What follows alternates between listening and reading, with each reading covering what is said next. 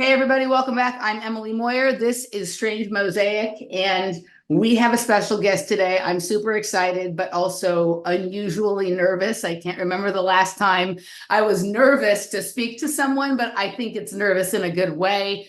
A few months back, I was scrolling YouTube and a video popped into my feed that said, Jesus Christ used children as drugs. It caught my attention. I clicked on it. It said 3.5 hours. I was like, I got too much on my plate right now to open this door, but I noted it and moved on. And a few days later, a short from the same video came into my feed, and it said, drugs, the true meaning of the Bible. And that was about 15 seconds, and I had time for that. So I clicked on it, and the gentleman was speaking about the ionic life existing outside of the time stream. And I'm like, my initial suspicion was right. I thought that might be what he was talking about.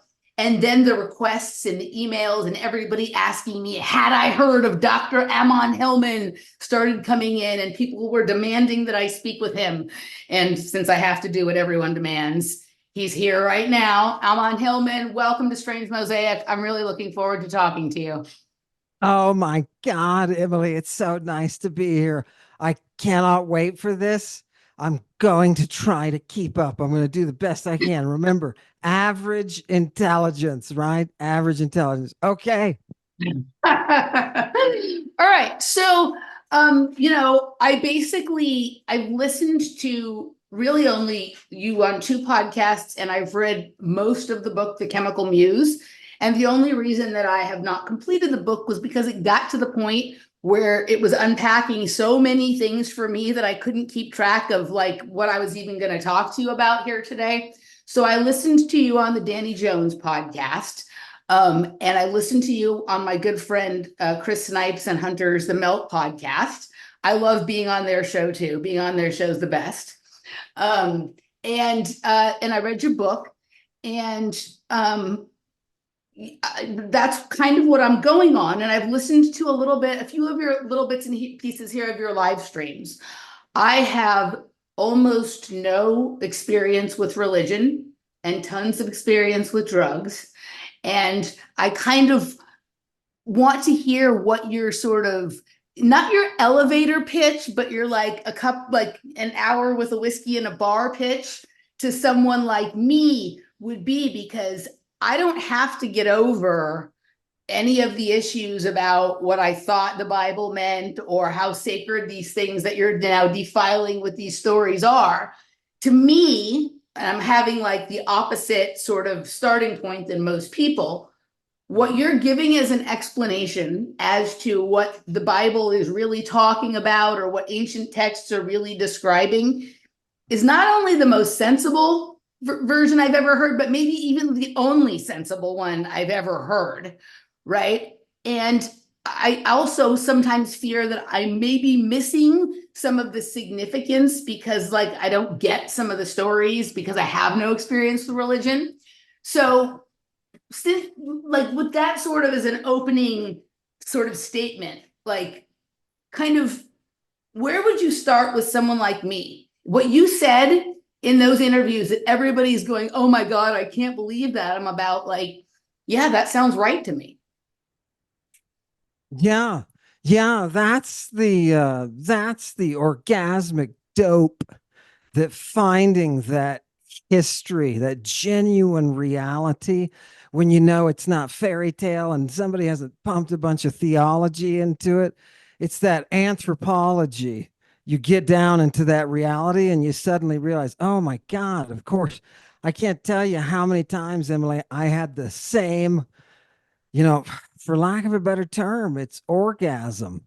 It's a mental orgasm that you have when you make that attachment to reality.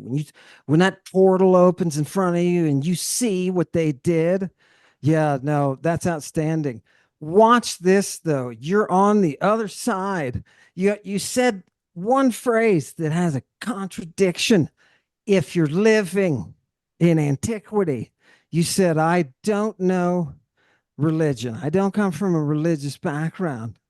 But I come from a drug background. You couldn't say that in antiquity. They would look at you. Right. They would say, "What are you talking about?" Right? The fact that you have had drug experiences gives you that religious reality that's just all part of their physics and their normal medicine and all that kind of stuff like that. So the insights, if I and I can prove this to you by throwing ancient dead people at you who were doing the very same thing, and you can read their thoughts through the language. You can bring it out, and it's, oh God, it's pristine. And the art, oh God, love it. Yeah.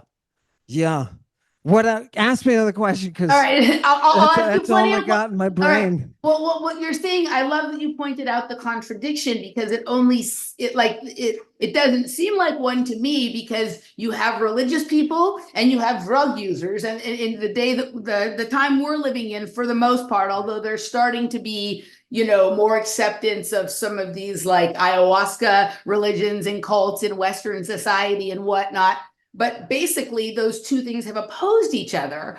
And for my own self, like, I have only ever been to church or temple or anything like that for weddings or bar mitzvahs or something like that. I think one time I went to Sunday school with someone after I had spent the night at their house, and like, other than the candy that they gave us on the playground afterwards, I was like, what the fuck is this? And I didn't actually, I guess I'd say for most of my life, I was kind of an atheist, but not, I didn't hate religious people or think down on them. I just was like, I don't even understand what the hell that is. And then when I started having drug experiences, I became a lot less certain that there was nothing else going on outside of our normal understanding of reality. And I started to become like agnostic, become open to the idea that there were spirits or energies or gods, not in the, traditionally like the way we think of religion now, but I started having experiences of a spiritual or metaphysical nature that had me asking a lot of questions. So Yeah, without drugs, I would never have been open to it. and that I was going to ask you, what made you an atheist? If you want that classical pool of wisdom, the atheist is the person who doesn't appreciate justice. Mhm. Justice is a God, right? Just like mother. You can't do certain things in life to people if you worship the mother goddess, right? If that becomes part of your cult, right? Part of that thing that you're cultivating, that you're growing, if that becomes part of your cult, then how can you mistreat children and perform acts of hubris, acts of violence? So you do have a religious background, but it's not coming to you through the way that it people perceive it in modernity. I mean, after having read so much of the drug use in antiquity, sometimes I wonder, is it something that we pulled out of our culture? And in doing so, we damaged our health and we damaged our psyche and we damaged our history. We start getting false. Why are all these nerds who are so influenced? And the biggest nerd, and I don't get to say this much, but is Sappho. And people think, oh, women didn't do anything. Yeah, those people haven't read the sources, because Sappho starts what ultimately becomes Western education. And she does it with a school just for women, right? Not for no men. Thank you very much. Why? She's from Lesbos. You know who they were settled by? They were settled by those Amazonians. They were settled by those Amazonians. Why do you think girls are being educated by women and there aren't any men around? Why do you think they have to do things? Now, with Sappho being settled there, that's different. But with the Amazonian influence that's there. And all of this archaeology is coming out of the region. So as we get more and more into this Black Sea stuff, you can follow these texts back with the chemicals that are involved. You know the science, you know that side of the equation, and it's all there, and it's gorgeous, smart people speaking speaking into reality, tech, pharmacological text. This is a late Bronze Age pharmacological tech. And oh God, it's just okay. I got off on a tangent. Stop it. Go. Keep me back. Bring me Go on. back. People are always like, why does he do that? Do it. That's cool. That's how you do your thing. That's how you tell your story. So that's completely fine here. I do it all the time. Okay, so I think maybe I just thought I was an atheist because I was very certain that I did not believe the things that the kids that I went to school with. I went to two different kinds of schools. One was an all-girls school. I'll tell you about that in a second. The kids I went to school with were Christian or Jewish, and I knew a few that were more exotic religions like Baha'i or Islam or whatever, but I knew that like what they were talking about sounded not sensible to me, right? And that I didn't believe that. And so my parents didn't tell me, we never discussed any of that stuff in my house. Like by birth, my father is Jewish, right? And my mother's parents, her dad was some sort of Protestant and her mother was a Christian Scientist.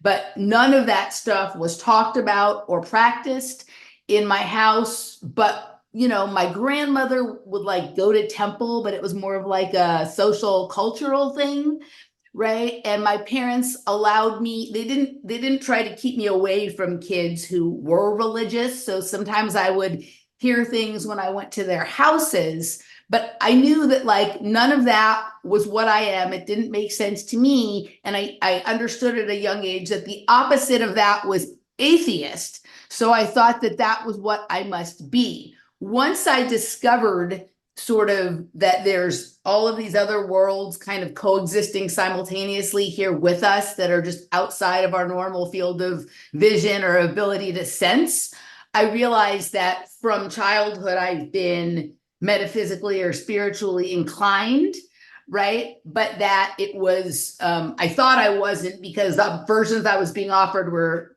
for, excuse me, I'm not meaning to offend anybody, but sounded so stupid. Yeah. Yeah, I think you can see that turning the poles around and saying what the atheist is our modern conception. The Greeks are first calling the Christians atheists before anything else. Atheists and the follower of the way, right? They follow the way. Why? Because they don't respect the gods that you know are out there. Those things like love, right? Those things like magic, sexual power, drugs, the darkness of the power of the serpents, right? Remember, there's right. This is part of culture for a long time. And the women, and it's coming primarily through women, the women who are passing down this medicinal knowledge. Jesus Christ, I don't know. I I don't know of a group that is more tech savvy, right? You think about ancient witches, what they were all about, right? You don't have an image that's even close to what it actually was. And it's inspiring to see that real history. You grew up outside any sort of monist umbrella, like, it wasn't able to hold itself over you. You were able to observe it. But interestingly enough, you came through two of the gateways, one being drugs and the other being sex. Those are the avenues, isn't this? When religion lost sex, the Christians had total control, right? That's why they wanted the orgies to stop, right? It's why they wanted the oracular powers to be silenced. It was the only way they could do it. They outlawed the drugs, right? And then Theodosius just comes along, stomps the whole thing. No more celebrations, nothing. right? Nothing, no more festivals, nothing. Um, but every human being, not in my book, in their book, every human being was tied in to these daimones that are around them. And that makes us all polytheists by nature, right? So I think that's, yeah, I feel very much the same. Like you're looking outside and looking to this. I went into the Christian assembly. I went into the Christian assembly, embraced that. That's what I created my umbrella. But yeah, it's funny how things are topsy turvy. How do you feel now? Like, what wisdom would you bring from, now that you look at religion maybe differently, right? Where are you on the journey? Like, at what point, at what chapter are we? Yeah. So, I mean, still like religion as it has been presented to us in current modern Western culture still doesn't hold a lot of interest for me.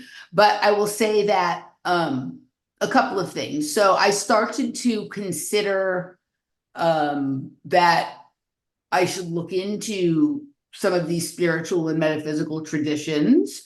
Like really, like the thoughts started ticking with the very first drug experience, though I didn't quite understand that that was what was happening, right? It took until a few years in where I started to recognize that like the weird experiences that I was having was evidence that there was something more to reality than what I had been told.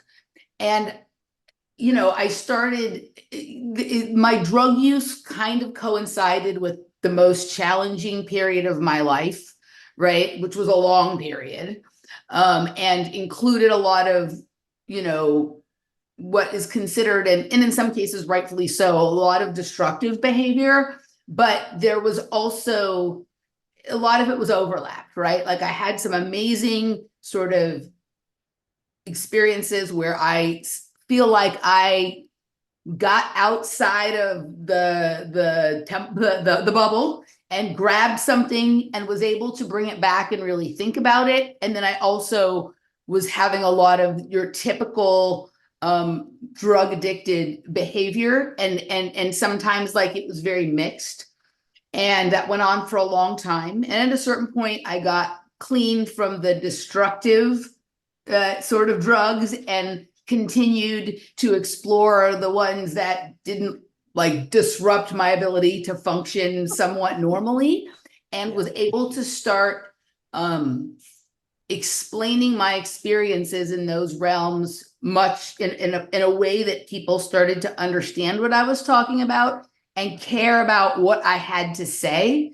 And at this point, like some of the shows that I do that people like the most are when I am talking about the experiences that I have with dancing and psychedelics and the ideas that occur to me, the information that I bring back from those, like the thoughts, and then how I'm able to go dig through scientific information, spiritual kind of information, and find exactly other evidences of the thing that I saw and sort of start to make sense of it. And I recognize that a lot of the high technology that we live with today is either a copy of or was completely inspired by something that is sort of the art or the beauty or the wonder of the psychedelic or the drug space, right? Yeah. It's recurring symbols, like I see them in our advancements in sound and light and energy and genetic engineering and architecture and all of this kind of stuff,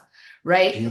And to me at this point, even though some of my greatest pain as a human being came from my experiences with drugs, I also recognize like some of my most important experiences as a human being have come from that. And when I'm reading your work and listening to you talk, right? Most people who are listening to you are having their mind blown because what they thought was true is not true, and now they have to either ignore you or to deal with what that brings up. And for me, more of what's happening is like kind of like no, wait, this is what I thought. This was what my crazy mind thought was going on. And here's a person translating ancient texts Right. that in some ways provide almost word for word evidence for some of the claims that I have made that people say sound kooky and out there. And in some ways, it's like almost just as disturbing to have to deal with the consequences of having been sort of intuitively or instinctually or whatever it is, right about what you thought you saw or what you thought you felt. So Yeah. I have some compassion for the people who are experiencing it the other way. But with every page I read in your book, and with every sort of different question I hear someone ask you, I'm like, no, he's talking about the same thing that I am trying to always unpack from my experiences. There has to be something here that is meaningful, that is worth knowing, and that really is like the point of what the fuck we're doing here. Right. That's Sappho. That's totally Sappho. What you're doing is the work of a pioneer. It has to be. Notice you use words like discover, right? You were discovering things because there is no system for you to be pushed through the door and come back with specific instructions. There is no wider system of what you would call religion, but they didn't. They called them purifications, right? Where you're going to go. And now imagine what I'm trying to say is you've seen it from the outsider. You know, we live in the waste and we don't have the mystery organization. So every time one of us wakes up because they tripped on something or they took this or that and their brain went, oh, thanks, and made a new connection, right? Those people are always the ones in the waste who are trying to discover that mystery again. They had it so tied up. Imagine as a kid when you were starting to get into that, you're starting to probe and you're starting to look and felt a connection to the substances, right? Reaching out for those plants and animal substances, you know, that what if I lick this, you know, what happens, right? All of that kind of stuff. Those awakenings, imagine if they are harnessed now and that somebody has developed a formula for you and it is going to involve so much. It's going to involve sexuality as well, right? And I have to admit, the first time I came across this, I was just like anybody else, and I said, okay, perverts, right? Now we got to get to the pervert. It said, no, it's on the medical side that they do it.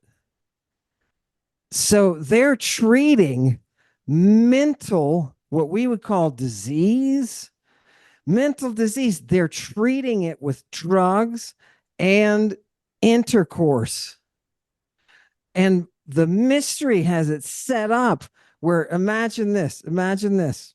Okay, so you know, you and I are wandering around and we're sampling little bits of that. And in antiquity, we grow up with this stuff, right?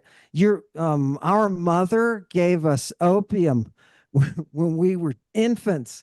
Every time we had an earache or mouth ache or diarrhea, they give them opium, slow them down. You know what I mean? So you and I are natural. Our opioid receptors have been being filled from the time that we're children, right? So this is the society that we're in, that we're really where all the magic is happening. Your experience is what the intrepid explorer does when the mystery is not present, because they could tell you in the mystery, you will see X, Y, and Z, right? And they all come back, and what do they all say? They saw X, Y, and Z. The big one of the year. What'd you all see? We saw that very specifically. And it's the only thing they're allowed to talk about. The Korah resurrected. The Korah. You know, we don't even know that. That's a Mycenaean word. Oh my God, the holy virgin creatrix of the universe. Right? That's through a guided mystery. You and I are on the outside when the mystery is gone. you and I are on the outside. We have to explore and just hack Mhm. through the bushes and stuff like that. Sounds to me that's what you did. And now you want to, what's the future then? Are you going to put everything together? Or, what do you sense intuition wise? So a couple of things. I think basically like I'm pretty much certain like what it feels like to me is that we are tricked into thinking that reality is sort of linear. I think time and sort of I think time is a weapon used against us at this point, right?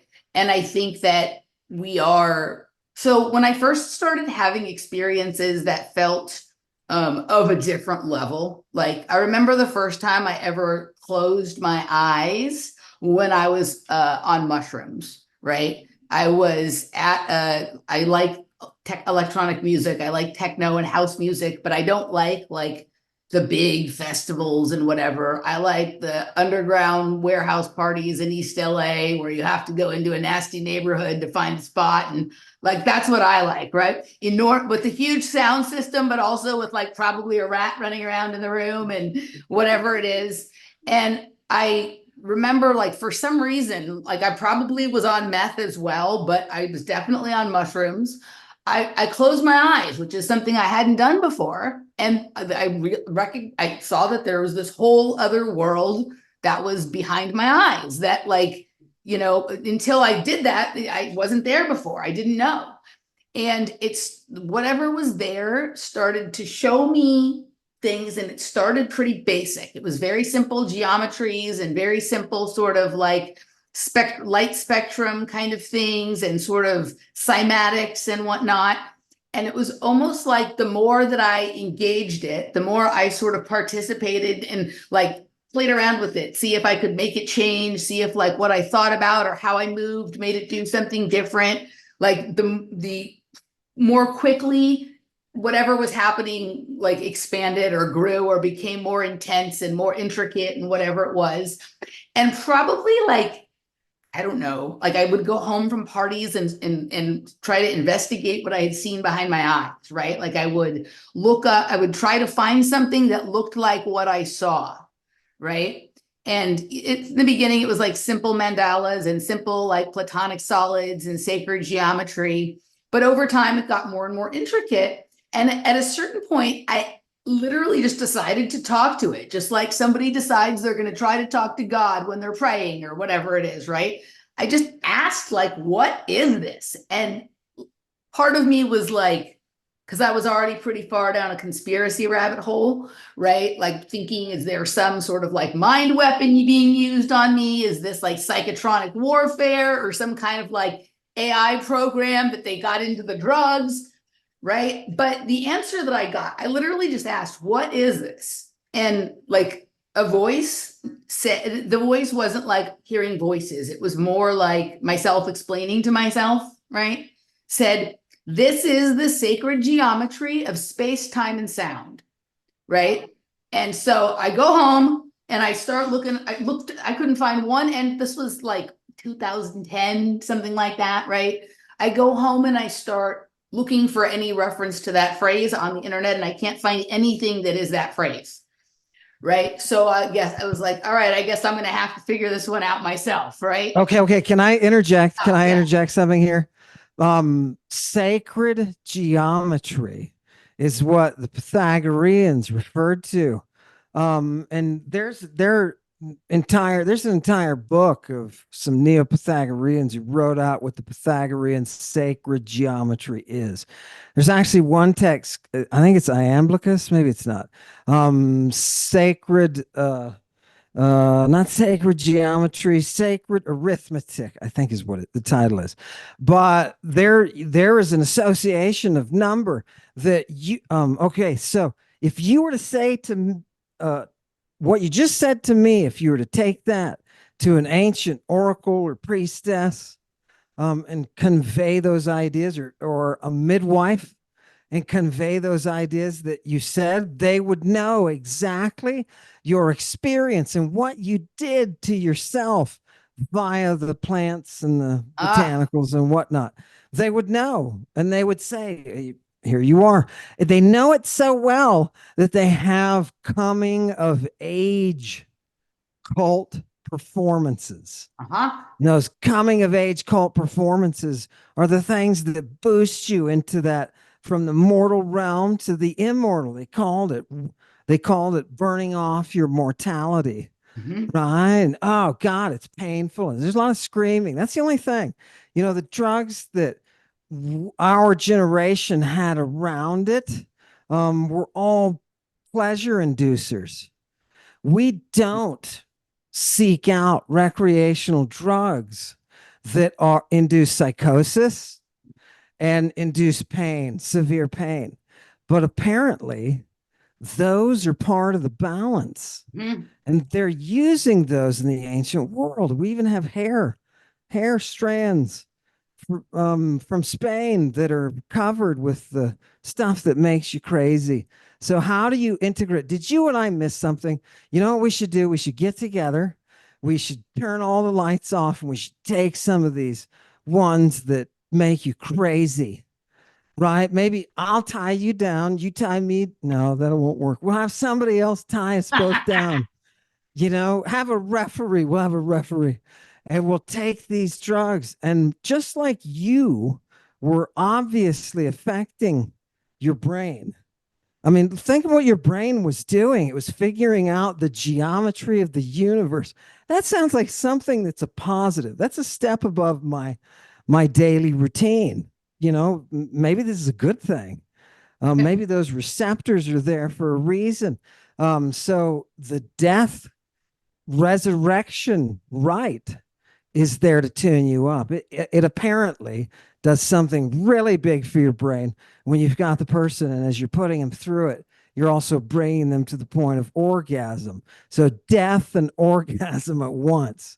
I'm sure there's some kind of, that's got to flip some kind of switch somewhere. You know what I mean? Have you ever seen this TV series called The OA? No. Okay, so the OA is it's an interesting series, and the in it, this gentleman who's interested in exploring, ostensibly he said he's really interested in like near death experiences, but it seems like he also is trying to figure out dimensional travel because he's not satisfied with the reality that he's in, and so he's trying to sort of probe. Really talented lucid dreamers or people who've had near-death experiences for information about these other realms that are sort of right here but at a different frequency or at a different angle or something like this. And one of the things that he's doing a couple of things. He kidnaps a bunch of them. He's got them in this geometric sort of hexagon kind of cage that he's keeping them in. He's gassing them. So he's doing fumigation, like you say in your book. He's gassing them. And then he is taking them and basically drowning them and then reviving them over and over and over again and trying to get them to explain where, like what they saw or where they have been while they were in that state. Right. And later the kids, the kidnapped kids start to realize that they can access these realms without him together by doing certain movements, kind of like magical passes or mudras, like this kind of like dance movements or whatever, right? That if they do them like all together, they're kind of able to sort of open this portal and have control over their own experience as opposed to him being the arbiter of when they get to do this, right? Yeah. Uh, and it's very like our Hunter, who you were on the melt with, right? Mhm, Like mhm. she was part of the Carlos Castaneda cult, and they did these magical passes that were she actually told the creator of the TV series, The OA, about this, and she thinks that's where she got the idea. Mhm. For my own experiences, so I was a break dancer and a popper, Yeah. and the dancing had something to do with this.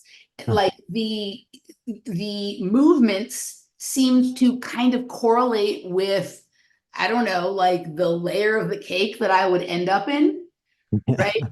And it brought about all kinds of interesting experiences for sure. But Yeah. one of the things that I noticed, and I noticed it early on, and when I was younger, I was definitely a much more like I was capable of doing more breakdancing type of skills than I can do now as a person who's almost 50, right?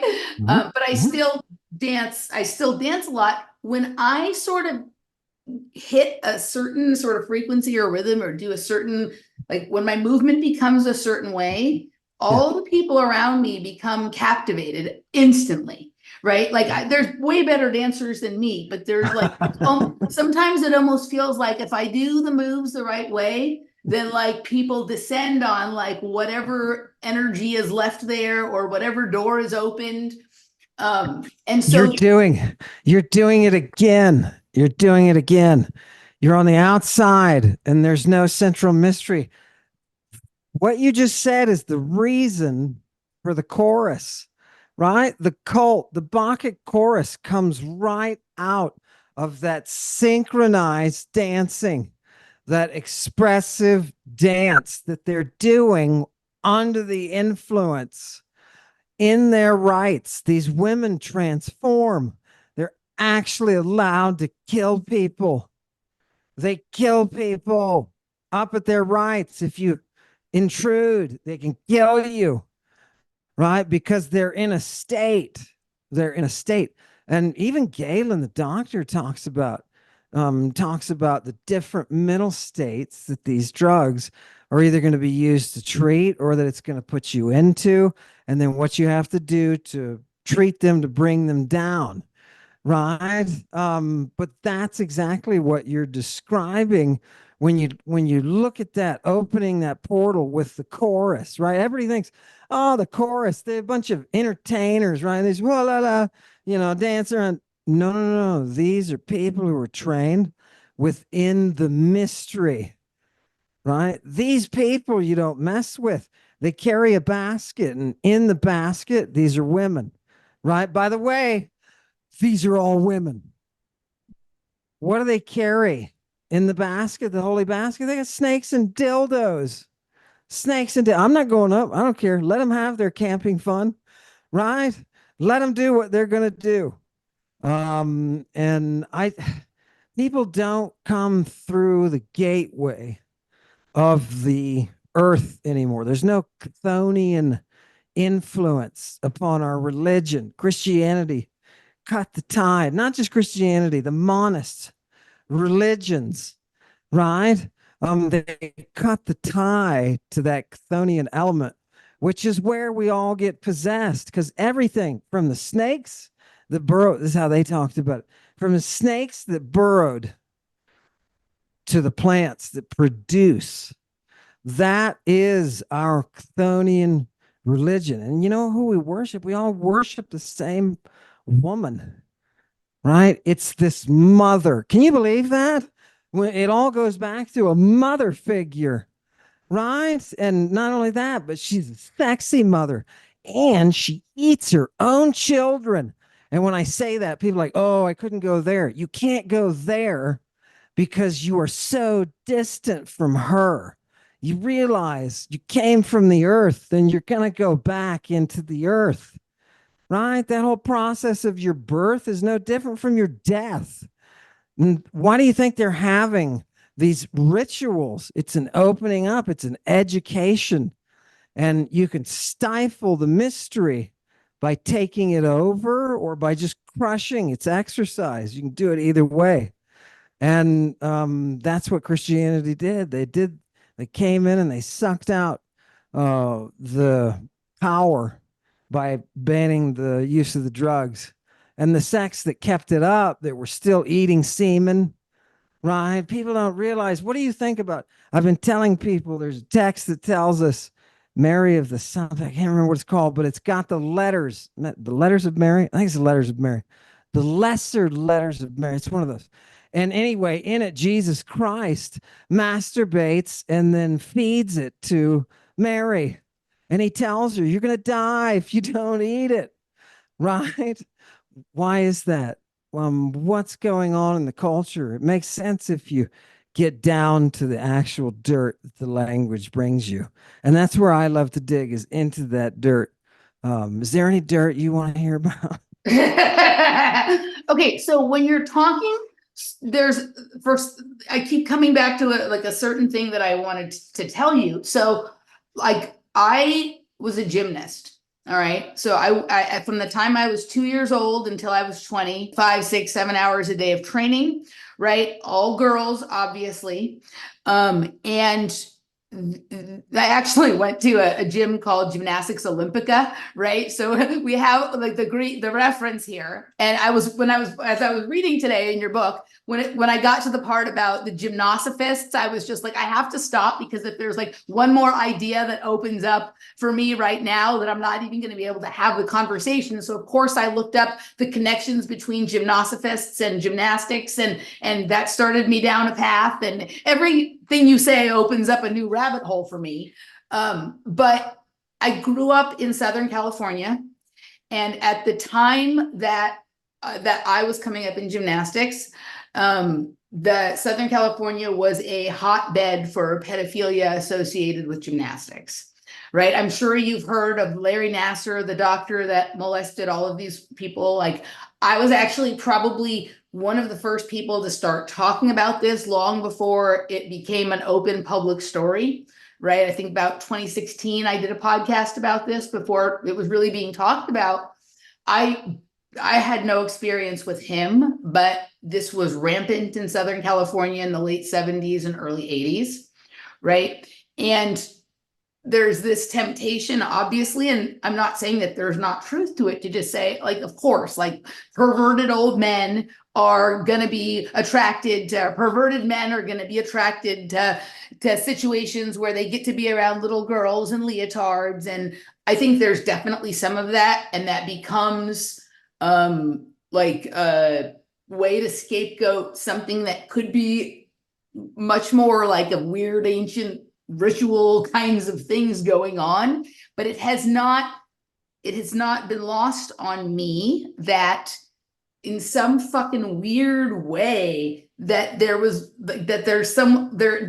some of these old cults still around that aren't telling people about what they're doing, and they're perverting it into ways of like trying to gain sort of information and power without telling the people who are like, which are the young girls who are actually doing the magic for them, what's really going on. And it seems like something beyond just like your regular like perverted people, though I'm sure there's that too.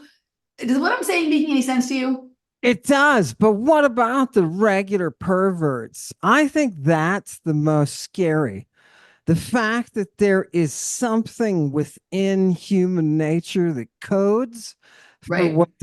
what these cultures called the bloom. Okay. Your life wasn't measured in years. Your life was measured in pre-adolescence, adolescence, and beyond adolescence. Everything rotated around that bloom. When Okay. you bloom, that's when you go mate. You go mate, right? And set up a place that you can continue in, right? And so there's a whole, and that bleeds into the aesthetics as well. You got to realize that the queen of the underworld, this will make you uncomfortable. It makes me uncomfortable. Okay. Um, the queen of the underworld is a korwa in Mycenaean Greek. That is a girl at the peak of her bloom, right? When they have these contests in the Olympics and whatnot, and the girls all come out and they have one breast exposed, how old do you think those girls are? It's the coming of age celebration, Right. right? This is not just something that happens in antiquity. This is something that people of all cultures in antiquity, it's not just the Greeks. Oh, you know those Greeks, Right. right? Yeah. Yeah. First of Yeah. all, there's a lot of different kind of Greeks. There's Ionians, right? Dorians. Those Dorians are. You know why we call a proctos a proctos? That's the word for butthole, and we use that word because that's what the Spartan men do to the boys. Do you see there's an initiation in society? And the Athenians are like, nope, Don't they also right? call the teacher the proctor? Like, isn't there like isn't there something called the proctor? Right? But it makes me uncomfortable Yeah. to know that they made their gods the bloom, right? When they picture that Mhm. divinity is always going to be in that state of perfection. So that Korwa, who is who is the bride of Hades, right? And again, remember the oracle on the Vatican Hill stepped out and she said, that's when they worshiped Vaticanus way before Vatican stuff today. And the oracles had all the power. And the oracle stepped out and she said, listen, and we have this recorded in John Levis. She said, listen, you've got to stop trying to think your way through it. This is all analogy. Mhm. It couldn't be explained to you. The reality could not be explained to you. So you must follow the metaphor. So, okay. So there we are. And those experiences that you're talking about happening and whatnot, why can't that just be normal life experience that Right. we're supposed to be integrated with? And when we become disintegrated with it, we become, some kind of monstrous atheist culture that doesn't appreciate the ground we're standing on. I mean, it's just, I don't know. I don't know. What do you ponder? Say more. So say more about this, the oracle and analogy, because to for the one way. So once I started to be open to the idea that there was more than just like linear time and cold hard fast reality, right? And I began looking at. I mean, I've never read the Bible, but people have told me Bible verses, and I have read, like, I did read the Iliad and the Odyssey in school, right? And I've read like the Bhagavad Gita, and I've read the Tao Te Ching, right? And so I've read some of these things, and I started to recognize that, oh, maybe like the religious and mythological texts that so much of our world seems to be based on, like maybe it's a metaphor or an analogy or a code for something else. Like I went through a period of time where I was very certain that like a lot of these texts were really like a code for the anatomy of the body and like how to take care of yourself with what you consumed and what you didn't consume. And then later I got to a place, and this was more recent, where I thought all of these characters and all of these stories were like representative of elements on the periodic table. And that like in the stories, when this one and this one always go to war, it was kind of like, if you put this element and this element together, bad things happen or good things happen, right? Like I started to consider it from that perspective. And when I would go down the sort of rabbit hole with that, I would find interesting things. What did you just mean when you were talking about oracle and analogy? Because in a way that is like probably more weird than I even want to say here, like not weird in a gross way or anything, but oracle has played a big role in my life. And sometimes the best way that I've been able to understand things was by analogy, right? But then you kind of scoot over a little bit and it's like, no, it's like not really an analogy. It's like exactly what is happening, but people don't want to deal with the sort of simplicity of what that is. I didn't quite get how we got to oracle and analogy from what you were saying, but it feels important to me. So please explain. We got there through the bloom Okay. because those oracles were always depicted as being in the bloom. It was so bad that this old Roman king named Numa, who started Roman religion. If you ask any Roman why they do X, Y, or Z, they'll say because Numa. Numa had this relationship, which they debated in antiquity. Some said yes, it was sexual. Some said no, it wasn't. But what they didn't debate is that she always appeared. Her name was Egeria. They have a shrine to her. They have a fountain where she's worshipped, a little grotto. And they've got, she always, everybody says she always appeared the same age throughout his life. She would go to him. She would go to him and she would teach him. She would sing and he would write it down. He wasn't a brainiac or anything. He would just write it down. Right. And other people observed their interactions. Everybody knew what was going on. And the thing that they said she never changed. She never changed the whole time. And the Sibyls from this get a reputation Ah, of being living 1,000 years, right? Living much longer than you normally would, and they don't look quite the same. And from this, when you say, wait a minute, what are they doing? Remember the drugs, remember the pharmacology. Those Medusae are altered women. They're women who have been subjected from birth to a whole regimen of drugs. They slash open their skin. They do lateral cuts on the arms and they wrap them with medicated bandages. They're giving douches and up the rectum.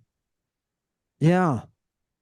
The so whole, the whole, people say, it's people are shocked because we don't consider a dildo to be an everyday device. But if you understand, you're living in a culture where when you get sick, you put things on this thing and you stick it into your rectum. And before you have intercourse, which Aristophanes shows this on the stage, before you have intercourse, you get the alabastron and you get going. Mary had one for Jesus, right? It's just a part of the culture. So you've got to understand there's this whole what things that you may perceive as sexual, like the Christians said, Augustine said, I hate the way the pagans do that ritual with Priapus. They make the bride sit on Priapus, apparently a statue with an erection. They had these all over Rome, and you could stroke the erection. If you were a good father, you would tell your 12-year-old daughter who's going to be getting married soon, you would tell her, go stroke Priapus for the sake of luck. Please, we want to have children. Right? So you've got to understand the whole, and this is life is centered around this bloom, right? And that's how we got to where we got is through this. And that's where they're using that bloom in the cult. They're using that bloom in the cult because ultimately it's that bloom's exudate. It's that bloom's substance that it's able to produce. It's that bloom's perfume. And they talk about it just like this, right? That causes you to enter into the ecstatic mania that is the rite. You can't do this. People ask me all the time, they're like, can you replicate these rites? Well, we have the drugs, right? But what we don't have are the vessels. You need a priestess who's been raised a very specific way. And the Medusae, they're not vessels for the cup. They're guardians of the temple. Those, excuse me, but those women are jacked. You did gymnastics? Yeah. Let's give you the same training, but this time we're going to give you growth hormone, right? While we're doing it. And we're going to end up getting you to about 6'6" in the process, right?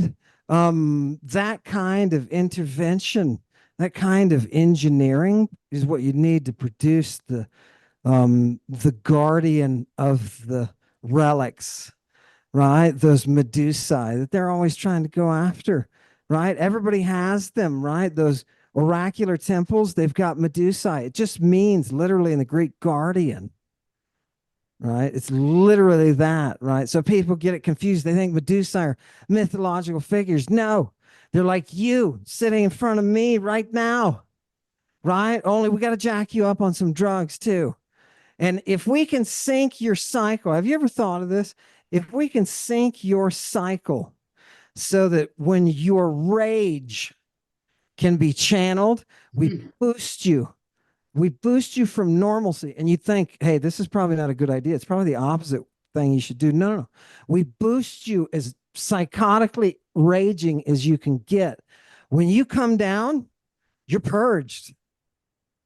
You're purged and you find out something about yourself. Could you kill another human being with a group of women in a religious exercise where their chorus that they're participating in is a military chorus and you have weapons? Could you do this? Okay, so here's two things that I'm thinking about. You said that, well, you said a lot of interesting things, more than two, but two that my mind can keep track of to ask you about. That she's perpetually in bloom, that she always appears exactly the same. She doesn't, always the same. So I have these, I have had for most of my life these, I don't know if you would call them like trances, visionary states, dreams, like schizophrenic episodes. I'm not, right? I don't know what somebody would refer to this as, right? But it's like a reality that I consistently find myself in that is different than the hard fast here and now that we talk about, that is a little bit different than what we think of as like a normal dream or a normal drug trip state, right? And in that space, myself and the other people who I often find in that space, because it almost feels like this weird, like extra temporal or extra dimensional, like bar or nightclub or waiting room or something. We all always look the same. We never look any different. We're all always wearing the same clothes. We're all always like it's the exact same age, look exactly the same, right? I have had this from the time I was young. And so, like, the person that I saw when I was young was older than I was when I was young. And the person that I see now is younger than the person that I am now, right? But it has always felt for me, like most of my life, that it is important that I look as much like that version of myself as I can, because I need to, that is who I really am. Does this make any sense? Yeah. Yeah. And I'm going to say, as I'm listening to your description, it sounds like a description I read from the Middle Ages of a woman who was going to the witch's banquet. Okay. And it's a place, again, just like you described. Okay, it's you're not going to find it on a map, Right. but it is a place that you can go to, and it's a very specific place with its own reality. And in that reality, you can enter into a communion of, I don't know, it gives you some kind of understanding or something, Mm, gives you something that when you're pulled out of it, if you're fortunate, you'll remember it. yep. Yeah, and you'll be able to piece stuff together. They burned the person who described that process because at the time that was exercising old pagan rites. It was one person like you, an intrepid witch. And I have seen these witches burn. We have accounts of them. Jules Michelet wrote a wonderful account of the burning of the witches. And this one witch steps up there and they've got them on drugs.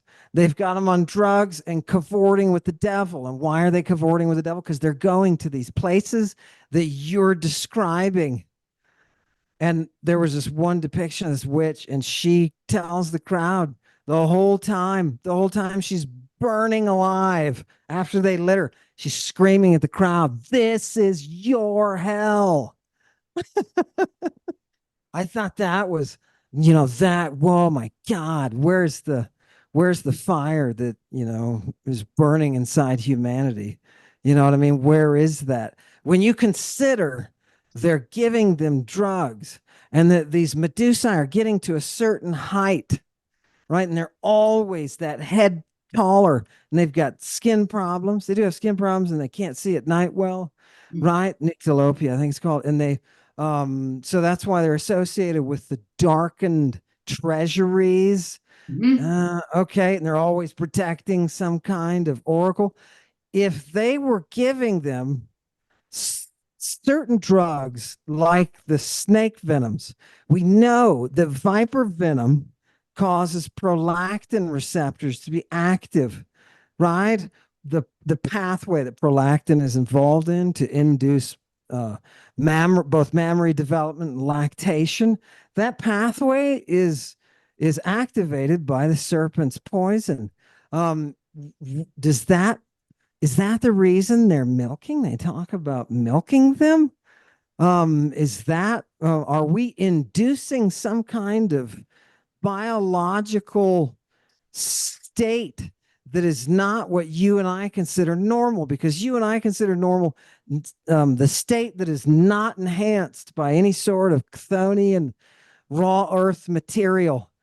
But if you take that chthonian raw earth material, you can take a person and you can bring through that person something divine. That's how they call it, something divine, right? They have an extra survivability. Yep. I don't know. Is that what it comes down to? Okay, so a couple of things. Well, I'm certainly not a tall woman. I'm 5'2". But when people meet me, they're surprised because they think I'm going to be tall. Right. But I would say this. I think there are a couple of different kinds of what you were talking about the witches' banquets, right? I think that there are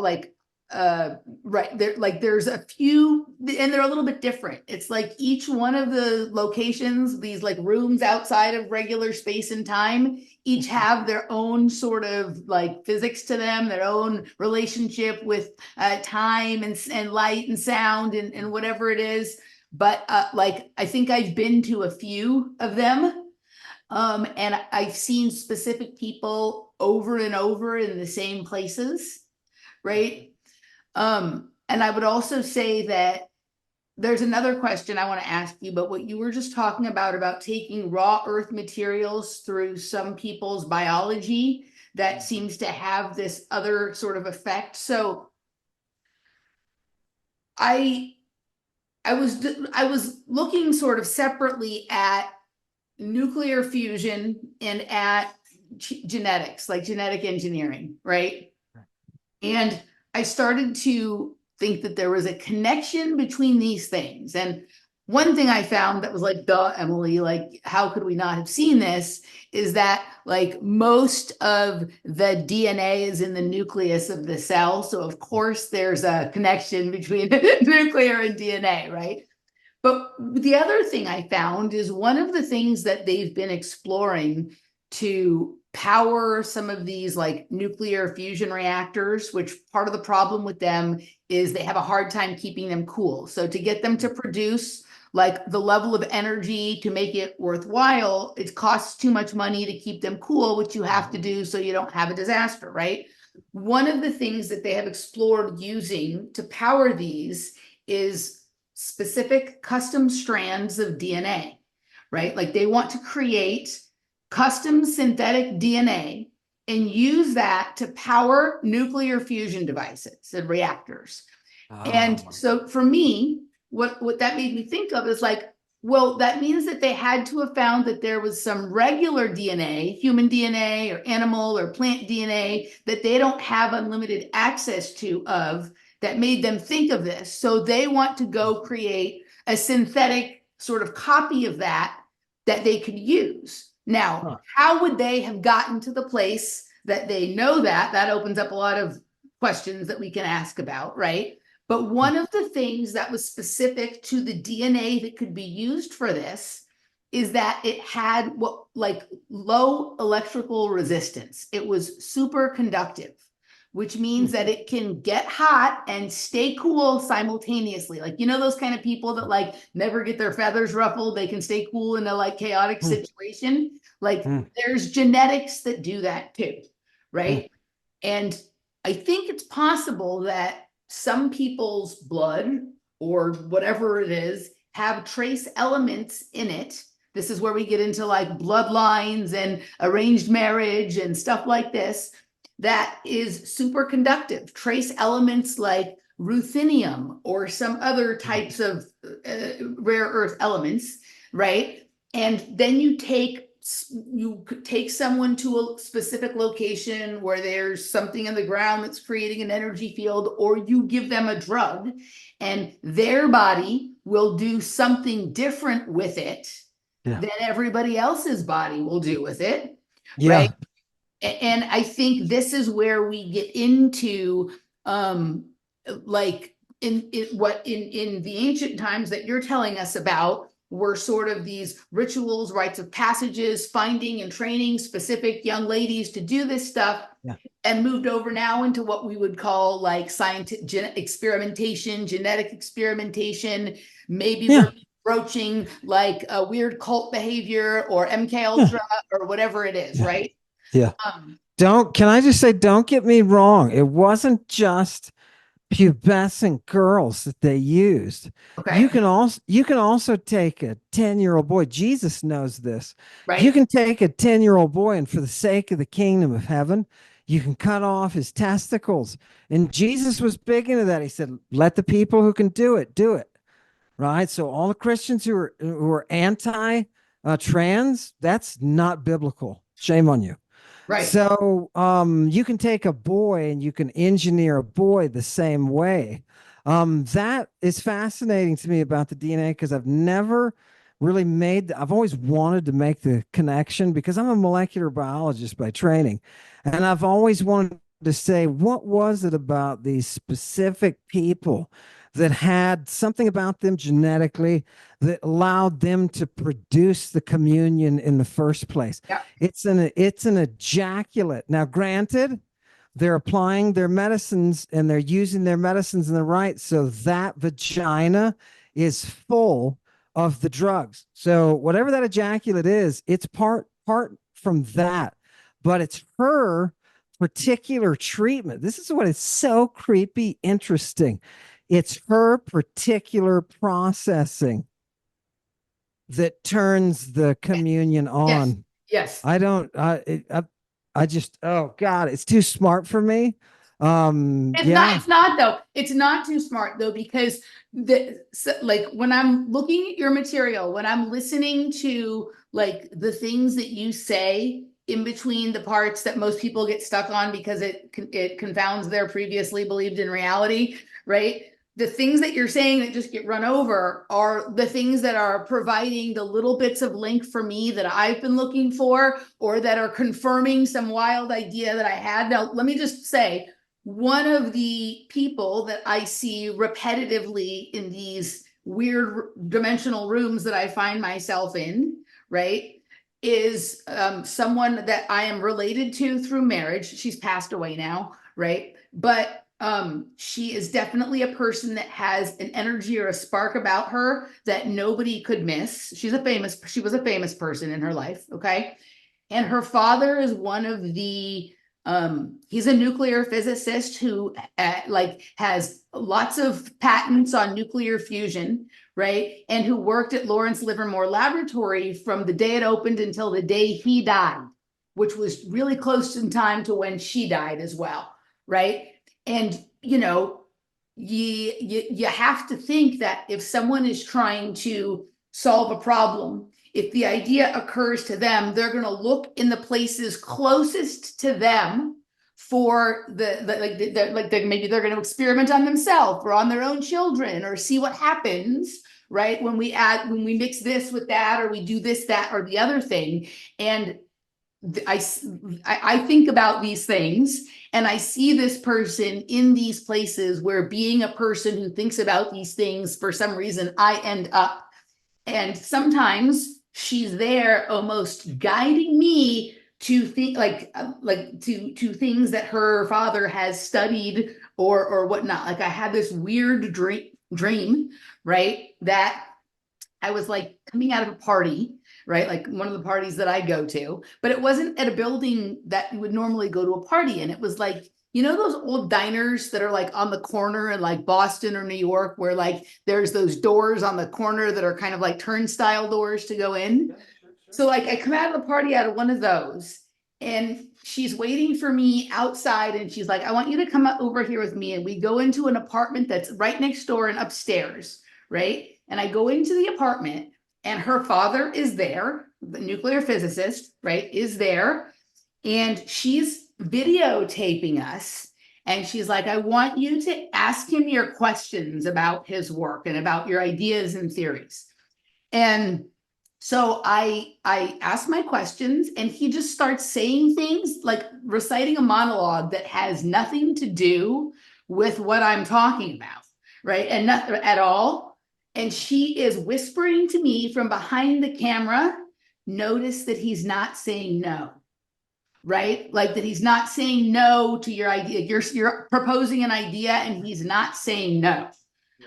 Right? Like this is the kind of weird scenarios I find myself in around this information, right? And there's part of me that is just like, this is just your dreams mix up the shit that you think about during the day and deliver it to you in some weird way, right? Hang on though. If we're going to go with the people who invented democracy and the scientific method, right. They even founded a way to talk to the dead. And they said that's a regular practice. They called it the necromantia, the death oracle, right? And you have an example of this of Odysseus. And where is he learning how to do the death oracle? Because he wants to go see the people who have gone, who have died. And where does he go to get this? It's Circe that teaches him how to do this, right? With all the magic and the steps that he has to take and the very specific things he has to do exactly what you're talking about, right? There's an argument to be made for witches, women. I'm talking about women, witches having an ability to be able to transit that space naturally, right? Circe is able to do that. Who taught Circe? Right? That's the, and she's ruling this island, right? I think what you're doing is very classical. And I think they didn't think that dream was just like we do. It's just a dream, electrical impulses Right. in your I brain. don't think so either. Yeah. Yeah, they didn't. No, they said there's meaning to this. Figure out what the meaning is. And they even had priests who could help you navigate that space, right? Well, look up in the accounts what so and so said about it, right? I mean, that's how much they're really researching the whole other invisible world, right? That bounds us, that ion. Do you want ionic life? I know you mentioned it. Yeah. Do you want that life of the ion? Right? And people translate that as eternal. No, there's another word for eternal. That's not it. This is ionic. And the Pythagoreans explained it as the ion lies outside of time. It lies outside of time. So it's still here with us in the same space. And they talk about there are 360 degrees.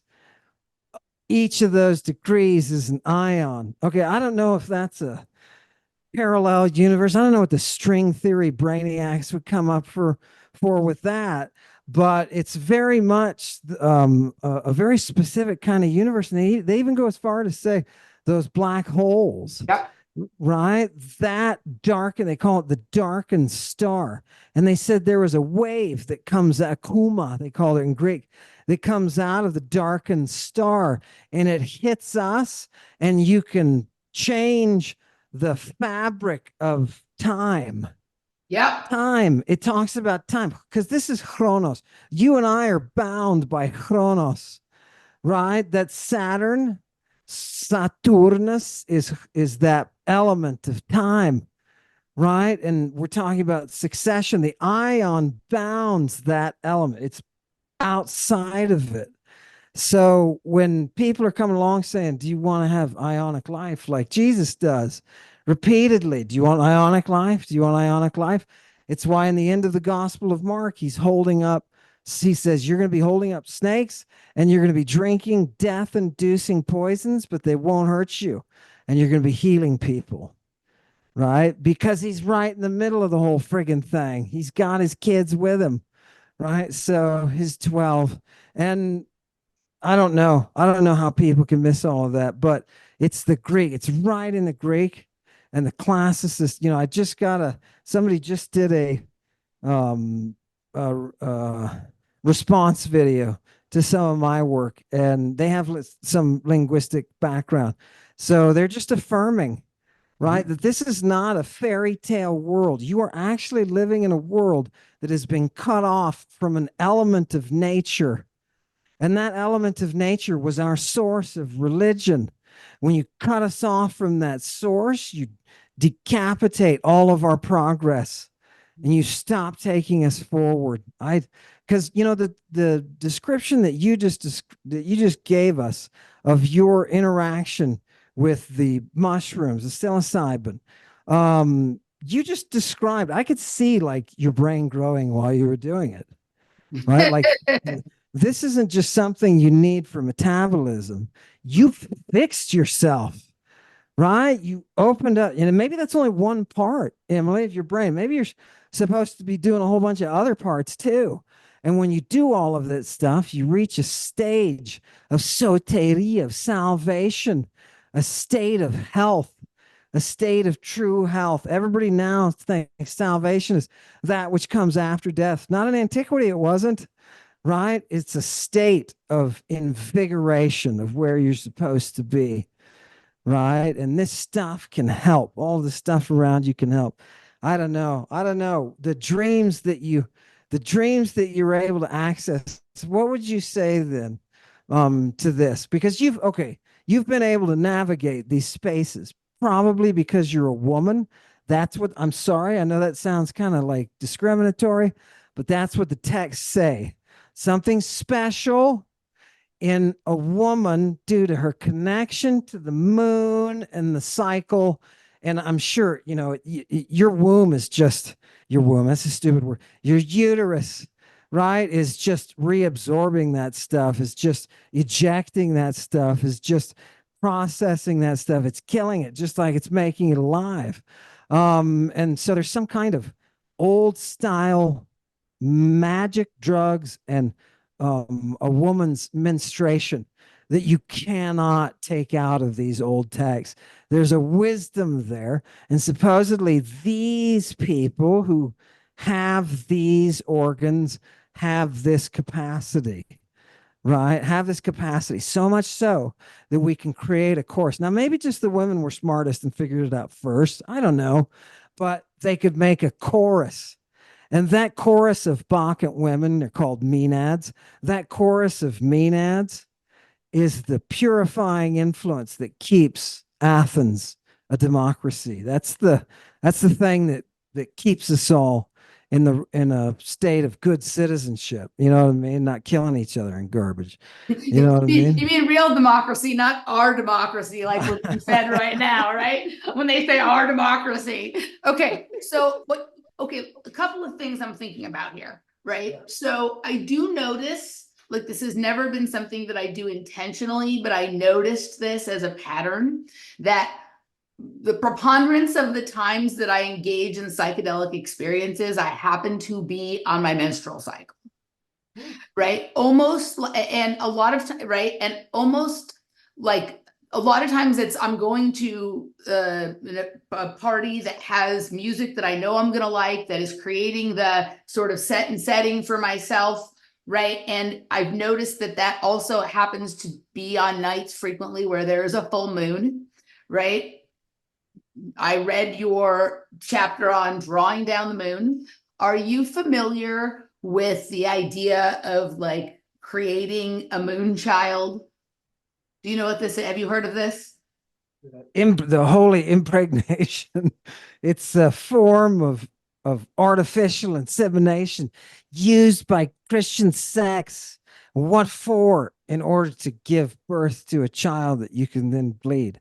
Tell me about your moon child. What is your moon child?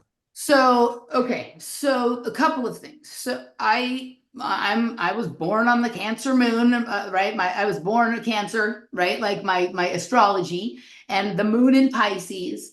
And if you look into writings by like people like Fritz Springmeier, who've studied like MK Ultra and the cults around that, right? And looked at some of the things that like Aleister Crowley had to say, that my like birth time and scenario lines up with what they would do to create a moon child, including delaying my birth by 2 weeks in order to make sure that I was born on a specific, a specific date or a specific time or whatever it is, right? And then, and this is just weird, right? The hospital that I was born at is now the Church of Scientology, right? And it literally is the Church of Scientology. It used to be called Cedars of Lebanon, which is also an interesting sort of reference, right? Yeah. And So are they going to be interested in your blood? Is that where we're going to have to go? We're going to have to, I would be scared a little bit if I were you with that pedigree. You know what I mean? Or that curse, whichever way you want to put it. That's interesting. A moon child. Where have you researched this? Like pushed it anywhere? well, I mean, I've looked at. I mean, it was just who I am, and then over time, when I'm reading these works on topics that I'm interested in, and they're describing scenarios for certain kinds of rites, rituals, certain kinds of practices, I'm like, well, that's weird. That sounds kind of like me, or whatever it is. And I went through many years of denial of that. And then at a certain point, it's like, if it looks like a duck, if it talks like a duck, maybe I should investigate the duckiness of it. My mom, you were talking about these uteruses, like these organs. A weird thing about me is that supposedly while my mom was pregnant with me, they removed one of her ovaries, which everybody says makes no sense at all. Right? That they would remove someone's ovaries while they were pregnant with a child, right? And then also my parents thought I was going to be a boy, right? They thought they were prepared to name me Daniel, and then I was a girl, right? And with the birthday that I stated and at the hospital that I stated, and it seems like some of the things from my childhood look like in my head, because I wanted to ask you about this. If there were groups still doing today, right, what your work says they were doing in back in antiquity, Yeah. what would it look like in the modern world, right? Especially if they were trying to do it secretly. They were trying to make it look like they were doing something else, but they were secretly sort of doing that, or they were doing other things, but using those other things as covers or fronts for extracting the experiences and the knowledge and the information and the energy of what of these rites and rituals or these processes that you've described. What do you think that would look like today? You, it sounds to me like you need the seed of Satan. I think that's what I, I think that's the direction we're going. No, doesn't it? Because look, if you are that moon child, then you're going to have some special capacity, right? I mean, literally, it's the blood. It's the blood, and they would milk these newborns, right? Literally, it's the blood. So you mentioned the genetics. It makes me think, how does it all come together in the person, is what you're asking, right? How does it all come together in the person? And all I can say is what I've read. And, they say there is a muse that writes the universe. So it's not the image of a creator, it's the image of a woman singing. And what she's doing is she's singing reality around her.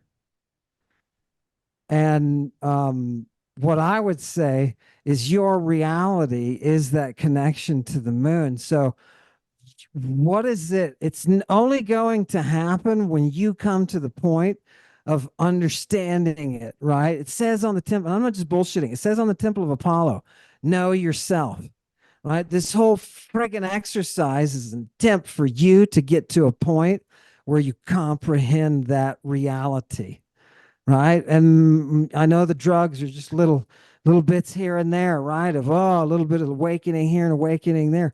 But with you being that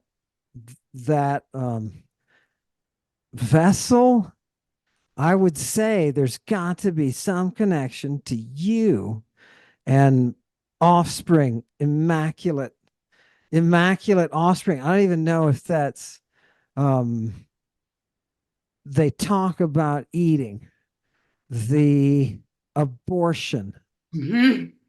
Yeah, they perform chemical abortions in antiquity, right? That's not, and Galen talks about the embryotome. They've got instruments to go in there and cut out at any age, right? But the drugs that are keeping women from getting pregnant, the ones that the priestesses are using that come from that old knowledge, and they also have the ones, the knowledge of the drugs that make you horny, Right? right? Like we don't use those today. It's too Bill Cosby, right? It reminds us too much of Bill Cosby.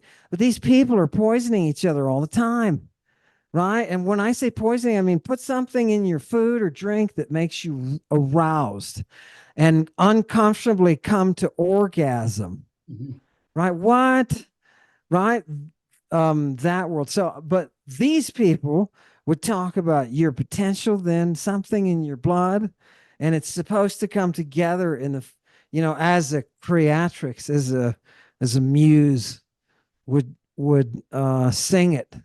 So I don't know. You know what the problem is? You are cut off from a wisdom that you have to seek out on your own and Yep. try to piece it together. And if you only had that connection to those oracles, which by the way, they were heavy into the gymnastics too, They right, they invented the gymnasium, right? It's a Greek word. So I love that. By the way, what do you think of the Olympics? What's your impression of the Olympics? I mean, like I have of many minds about it, right? Like I have obviously like I appreciate the athletics of it, and I think the athletics themselves, at least in the sports that I follow in this Olympics, were excellent, and I enjoyed them more than I have in any recent Olympics. And then there's also like the sideshow of the symbolism of the opening ceremony, and then there's the sort of buffoonery of the things that the officials have done to make the Olympics look stupid, and there's many things going on at once. But from my observation and my understanding and my research, that the Olympics are part of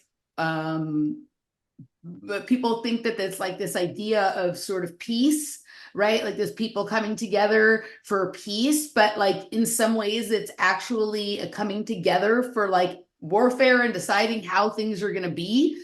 And for the years that I've been tracking it, where I've been aware that there's like another reality that we're not told about, I've been able to observe these acts of warfare that get covered up as scandals during the Olympics, but really have a lot more to do with irregular military and psychedelic warfare.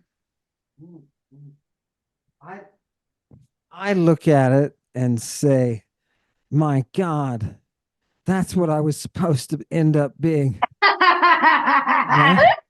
I look at it as potential, and I watched it with my daughter, right? And I say, look, look what you can do when you strive, when you really push it. That's what I love, is I'm like, oh, but I watch it with shame because it's just not me. I envy the fact that you could do a regimen of 6 hours of exercise a day.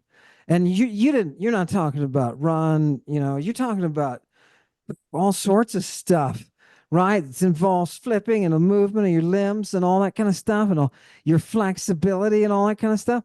That's perfection. And I think that's why they forced students to get, and starting with the women, right, is coming out of that worship of Hera. They Yep. forced them to be athletically active. It's almost like they were creating survival. Like, look, Yes. in order to survive, you got to be the best that you can be. We can get you there with drugs. We can get you there with exercise. We get you there with singing, right? Oh, God. Did you So ever get that feeling when you're doing your gymnastics that the music was somehow importantly interacting with what you were doing? so first of all, the way you described like the training, like I went to a gym where we had an Eastern European coach who was very strict, and it was very, very regimented and like at times really almost torturous, but it felt like there was something that was trying to be honed there that was like, I know this is uncomfortable, but this is actually preparing you for what the real world that you're going to have to face one day is. And by that, I don't mean like the working world or trying to make it in this economy. I mean more along the lines of some of the things that you're talking about. Like it felt like there was something sort of regarding that there. As far as like the music, I can't say that my association of music and gymnastics at the time I was doing it was that high, but I realized when I kind of my gymnastics career was coming to an end and I got really into dancing, how important it was. And I like when I hear specific music and specific sounds, like there's a way that I can move that like makes me understand what was so special about someone like Michael Jackson doing a moonwalk or some right kind of things. Like there's a separate set of physics that govern movement that is directed by that connection with the music that you're talking about, right? And so I think the gymnastics prepared me. It gave me the kinesthetic awareness to be able to move the way the music commands me to move when I'm feeling it. You could have been in one of those choruses. You could have been one of those people that we fear. You know what I mean? You take the Olympics and you look at all the athletes and you're like, yay, you're nothing but happy for them, right? You don't feel fear for them. Take that chorus and that athletics and that music and turn it into a practice of expunging what is wrong with the world. Mhm. So, Larry Nasser, Right. What must we do as this chorus of women? What do we tear them apart? Right. Well, We tear them apart. they pretty much did. They, metaphorically, they pretty much did.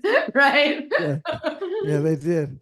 I They will say, did. I'm so glad that that wasn't a part of your business, of your experience. I was going to ask you, just like a religion, and you can get molested by a priest, right? How do you think your gymnastics informed your religious consciousness? okay, so first of all, while I was not in any way associated with Larry Nasser, I'm not certain that I wasn't affected by that prominent behavior in the gym that I was in, right? Like I have a lot of weird stuff that I haven't resolved yet, so I don't make accusations, but I am familiar with the tone of the scenario of some of that stuff. But I will say this, like I think there's something sacred about knowing where you are in space and time.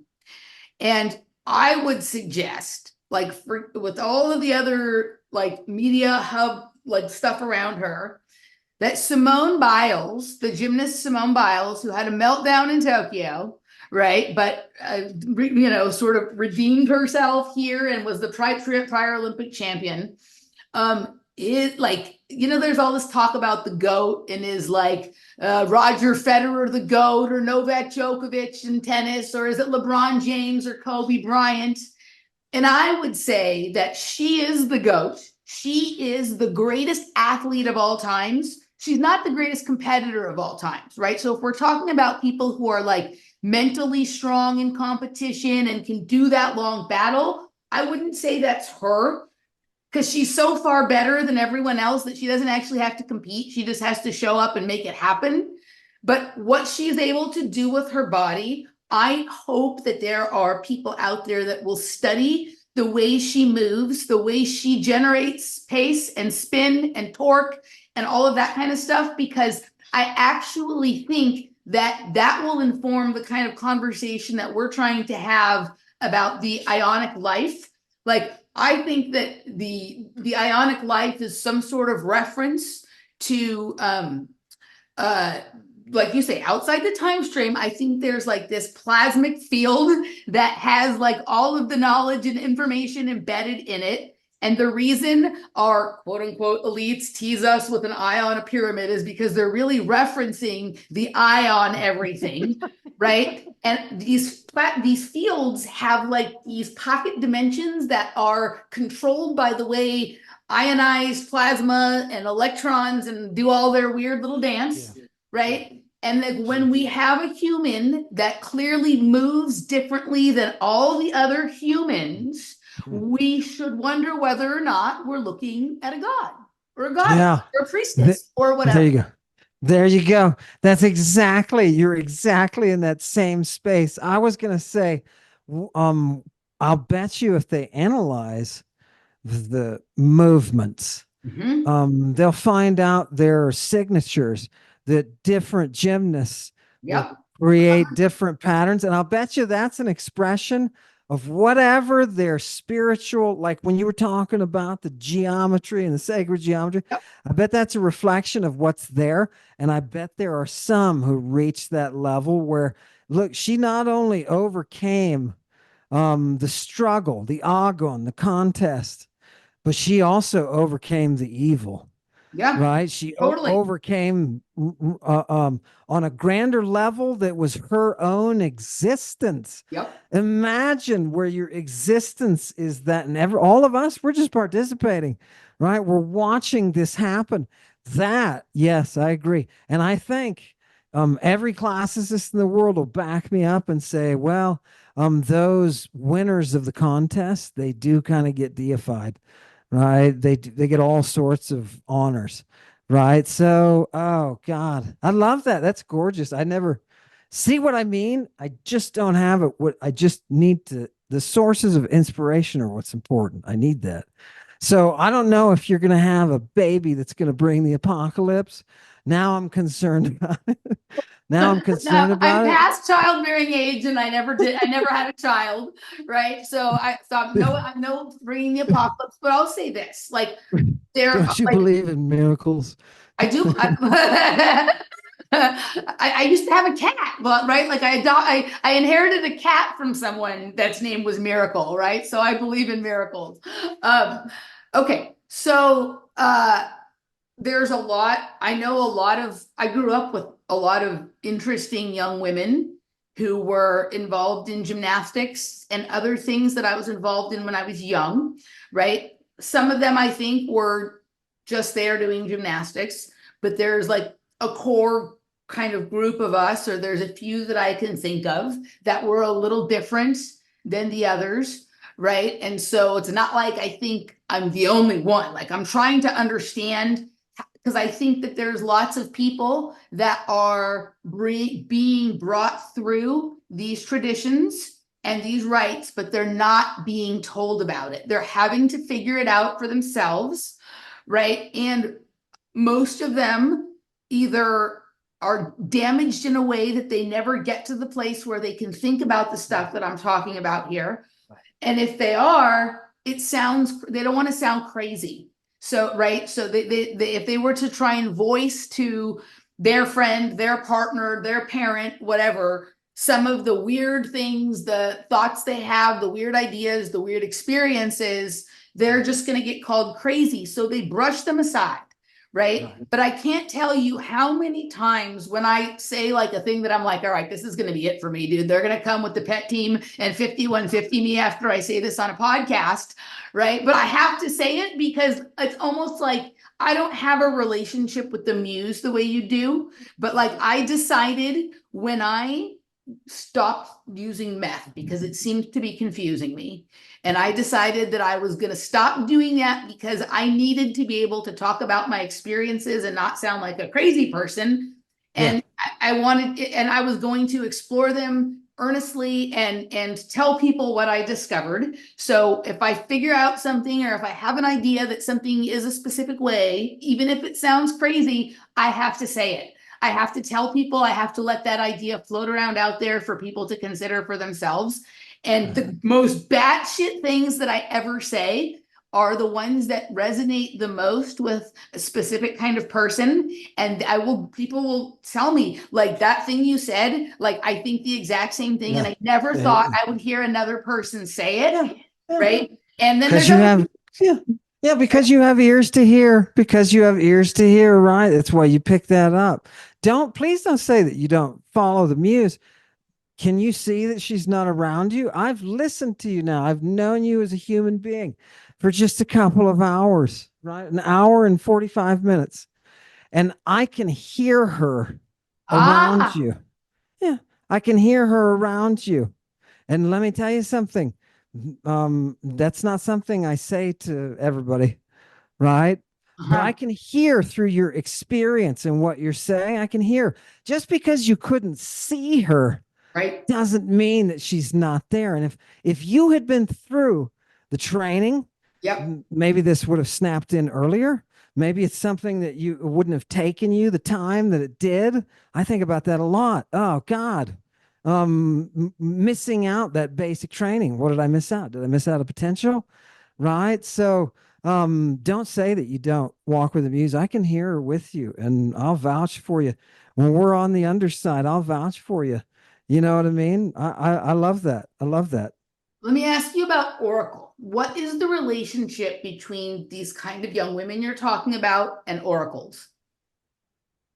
Uh it's a it's a schooling that allows the many different cities in a scattered, ununified Greece that allows them to keep up some sort of maintained and progressing civilization. I didn't say progressive, progressing civilization, right? And from that, ultimately, we get the museum. That's the most important thing. But it literally just is colleges of priestesses. It's taking the individual and tuning them to the point that they sing what is divine, right? I don't just mean on a certain subject. And right, they're not just, there's no dogma. None of these, I taught at an all girls high school. And it was really there I learned because I like to push people. And I learned exactly the capacity that my seminarians who were in their 20s that they didn't have, right? Um, and once you're given that strain, that musical strain, it raises you. It turns it. It takes a person, and it takes that bloom potential, and it allows it to happen. And that to me, that was absolutely everything. When I taught my students about oracles, and they brought me one student that was just a real pain in the neck to the administration.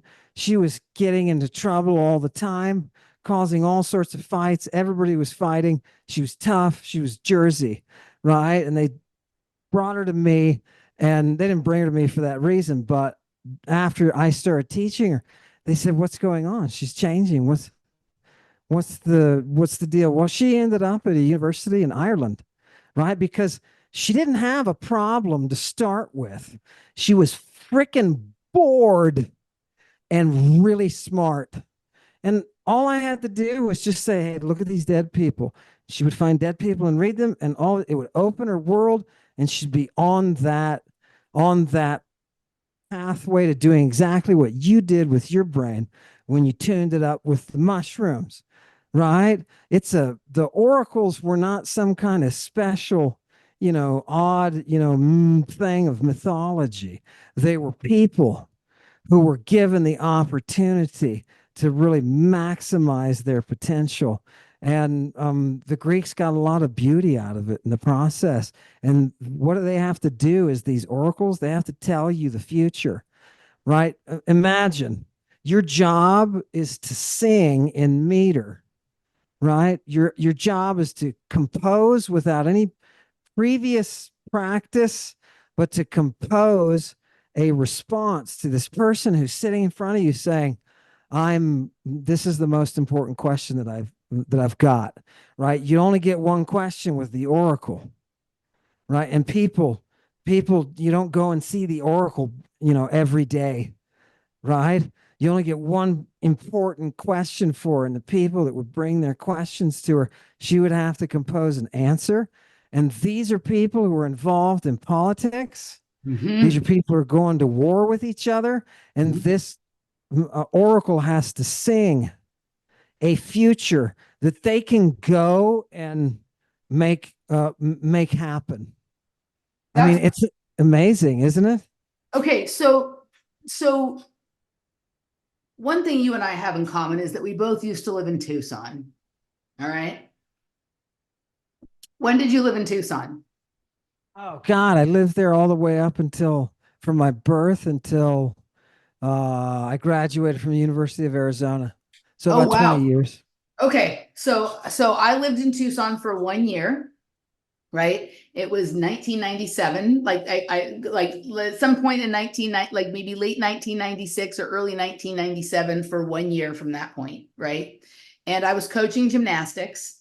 I was coaching gymnastics at the club that Carrie Strug was from before she went to Caroli's, and her family's from there, right? And so I was coaching gymnastics, and I was having this weird period of my life where I was very involved in the gymnastics realm, but also was having drug experiences, which had never been part of my gymnastics reality when I was training as a gymnast, right? And this was also the first time I was having drug experiences while not living like in my family home. I was out on my own in the world having drug experiences, and I was living at the intersection of River and Stone. Okay. Right. And right. I didn't figure this out until just like a year or two ago. Right. Yeah. But right above where my apartment complex was, and my address was 420 West Stone Loop on right there on River. So the drug reference is there, right? Okay. But right above me on the map is Oracle Estates, Okay. right? Okay. Yeah. Right. And then I find myself here living in Austin. I moved back. I've lived in Austin a couple of times, but when I moved back in 2021, because I was a COVID refugee from Los Angeles, Mm, right? mm. I found myself living on Rivers off of Riverside, right? And Riverside. the corporation Oracle was right next door, right next door. Okay. Yeah. Yeah. And literally the day that I announced that I like on to when I say announced, I don't mean I made like an announcement, but I talked about on the podcast that I was moving from the apartment I was living at. Oracle said that they were shutting down and moving. Mm, mm, mm, Okay. So mm. are you familiar at all with the company Oracle? No, no, not personally. I know Oracle Road though. Yeah. Okay. So right. So are you I mean I think you've been on with Chris Knowles, right? Yeah. Yeah. He's into synchromysticism. I do a lot of that Mhm. kind of thing too, right? So the Oracle will Okay. show up however the Oracle shows up. It'll present Yeah. itself differently all the time, right? Oracle Right. Road, Oracle Estates, the Right. corporation. But Oracle, the corporation, is a lot about collecting a lot of data Mm. and predicting the future and making decisions about things based on the data that has been collected, right? Okay. And the Oracle company is owned by a gentleman named Larry Ellison, who I find to be creepy as heck, and I'm right. But we both happen to share a passion for tennis. So he's been in my reality for a really long time, right? But I found myself living next door to Oracle. And this is it was during the period of time that I was living there that the intensity of my awareness of like the science, when we're talking about nuclear fusion and genetics and all of this kind of stuff, started to kind of come together. When I was in Los Angeles before I came here, I was already really starting to explore time travel and dimensional travel and to look at these ideas. And obviously, I've been having drug experiences for more than 20 years and whatnot. But while I was living there next to Oracle, like I sort of started to develop this way of looking at things that was what we're talking about here today. Is it possible that like some of these corporations that we think of in the way we think of corporations are really creating situations or studying or funding the sort of development of people who are doing the same thing in this reality, but like not in a way that anyone can recognize without a lot of looking at it from different angles, that was happening in antiquity with some of these cults? Yeah. Yeah. I think there's a lot of interest. I've just had a lot of interest myself. So I know there's investigation going on, but based on the model from antiquity, it wouldn't be the corporation that's doing it. It would be the power behind the corporation, Yes, yes, which is invisible, which is giving it its motivation, driving it, putting the thoughts into the head of the person. That's how they're looking at it. Because remember, a lot of the witchcraft is about influencing other people at a distance, people that don't even know you. right, Right? I was reading that text that had to do with the incubus and performing the incubus, which is supposedly where I can project myself while somebody is sleeping. I can invade their thoughts and I can cast images into their mind. ah, And yeah, that kind of it really is science. It's more science. People say, well, that's magic, right? But it's more of the pre-Socratic science of how the world works and what you can do to manipulate. Remember, if they're having incubations, right, where you go in and you take drugs and you sleep, and it's what you experience in your sleep that is used to diagnose you. Right. I mean, it's a great mental thing, right? If right, basically just drugging somebody and getting out of them what they're thinking about, essentially. But it's on a level that they respect the actual connection, so that so that somebody can break that. You think I'm here and that person is over there. Can I really yes, project my thoughts? Can I right, really project my thoughts into them? When I was sitting in Israel at doing the dig at Jezreel, we were digging over at Tel Megiddo.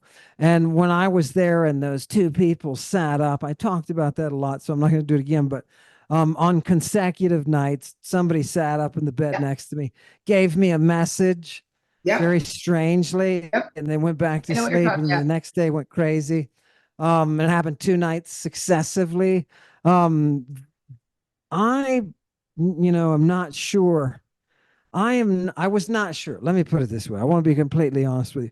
I was not sure about it until I was involved with St. Mary's in the production of the play, The Medea.